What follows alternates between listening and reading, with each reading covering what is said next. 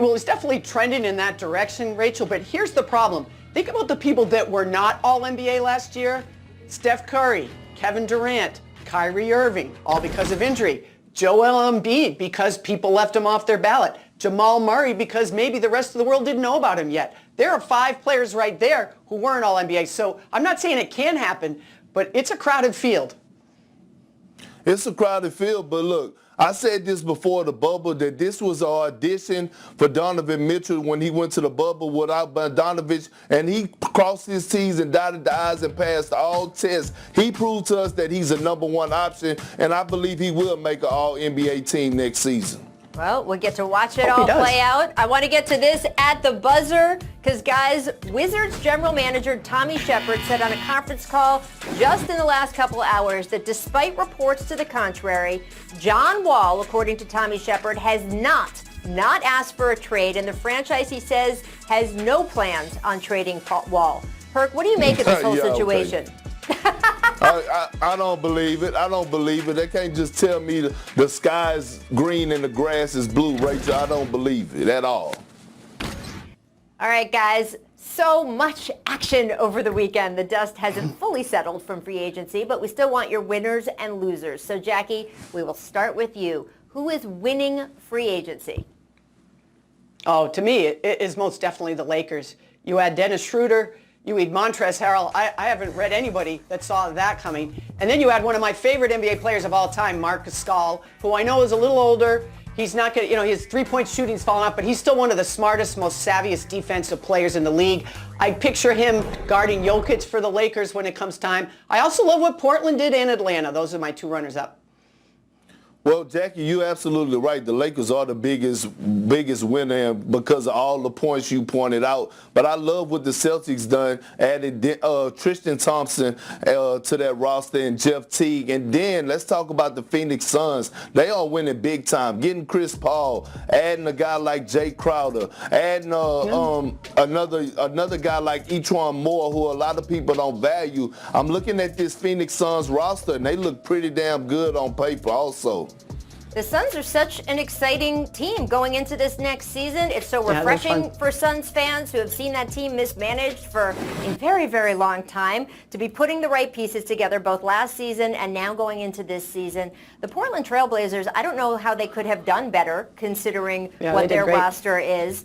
The Lakers, phenomenal, considering especially that Montrezl Harrell is not only a good player to pick up, he's going to be better on your team than he was for the Clippers just because of the fit with Anthony Davis and some of the other players that can cover up for Montrez's weaker defensive issues. And then you also kind of weaken your opponent across the hallway, which I know is a big deal in Lakers-Clippers land, whether they admit it or not. And then I'm going to throw one more in there. I don't know if this is technically free agency. I'm just kind of lumping in the whole week with trades and the draft and everything else. But Philadelphia, Jackie, you and I have talked so often about the fit between Joel Embiid and Ben Simmons, and the biggest issue when having that discussion is who are the players around them. I don't know if we have the numbers 100%. From our researcher, Caesar, but if you look at these 2 guys when they were on the floor together just a couple years ago, they were plus 15. I mean, that you wouldn't look at that and say, God, those guys can't play together. They don't fit, because they had spacing. They had other guys around them. And then you look at each season since then and how the numbers have gone down.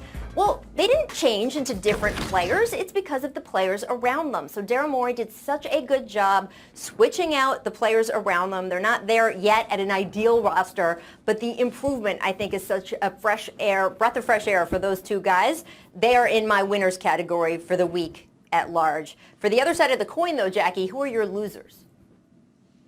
Well, I'm going to stick in Los Angeles, because again, we talked about Montrezl Harrell walking across the hallway. Probably could just move his stuff from one locker to the next. I think that's a pretty big blow. And I'll tell you something that a lot of people aren't talking about, but they should be, is JaMychal Green going to the Nuggets for me is also a big loss for the Clippers. And remember we were talking about Rajon Rondo going across the hall with his stuff to the other locker? Not so fast. He ended up going to the Hawks. So for me, the Clippers do not come out of this well. Here's the other thing. They did add Serge Ibaka, who I like. I probably like even a little better than Montrezl Harrell because of what he can do. But he is a player option for 2021, Rachel and Perk. That means that if things start to go sour, he, Kawhi, Paul George, they can all walk in 2021.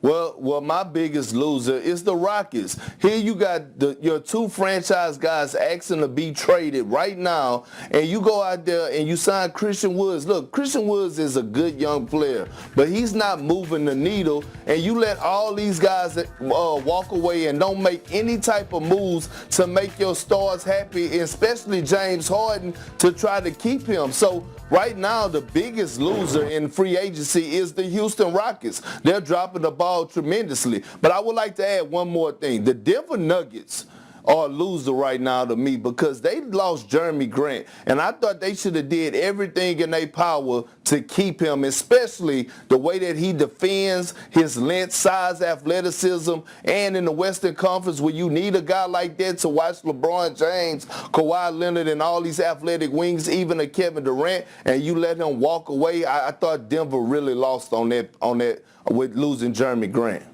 Perk, I'm a little surprised to hear you put the Celtics in the winners category. I like the Tristan Thompson signing too. I think that it fills a need for them. I think that he will be a good, active, dedicated player for them, except for a few spots, relatively injury-free. But do you think that the Celtics roster got appreciably better? Would you put them as a winner, Jackie, or would you put them more as neutral? I would not put him as a winner. Gordon Hayward walked away for nothing. And I'm telling you, people don't understand how important Gordon Hayward was to the Celtics. This is a guy who put aside his ego, put aside the number of shots. He was the best facilitator on that team last year. And the shots that he did make, he was very efficient. Now, I get that everybody looks at the dollar signs. Was he worth $34 million? Would I have paid him what the Charlotte Hornets paid him if I were the Boston Celtics? No, I wouldn't. But he still walked away without you getting anything for him. I don't consider that a win. Yeah. Well, I do. Go ahead. I do, Rachel and Jackie. I consider it a win because I'm going to tell you why. He walked away, and now give the keys to Jason Tatum and Jaylen Brown, and you still have Kemba Walker. So you still have a big three, and then you add a guy to the bench like